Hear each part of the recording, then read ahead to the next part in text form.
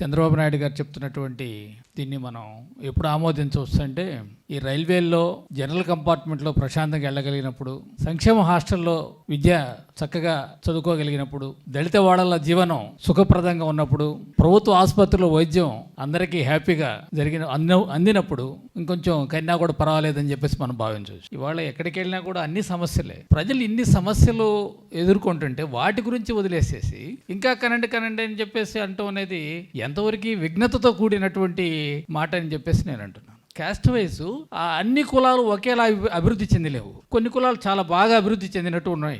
రోజు ఏదో ఒకటి రకరకాల ప్రయాణాలు, హైదరాబాద్ నుంచి అమరావతికి 1 గంటలోనే తీసుకొస్తాను అది ఇదని చెప్పేసి నరసరావుపేట నుంచి గుంటూరు రావడానికి 2.5 గంటలు పడుతున్నటువంటి పరిస్థితి. ఒకవైపు ఏమో ఏదో అన్ని కూడా సినిమా చూపిస్తున్నారు అనమాట, మాయాబజార్ చూపిస్తున్నారు. ఏదో చేస్తాను, అది చేస్తాను, ఇది చేస్తాను అని చెప్పేసి ఏదో ఒక్కటి కూడా వాస్తవ రూపం దాల్చే పరిస్థితి మనకు కనిపించడం లేదు.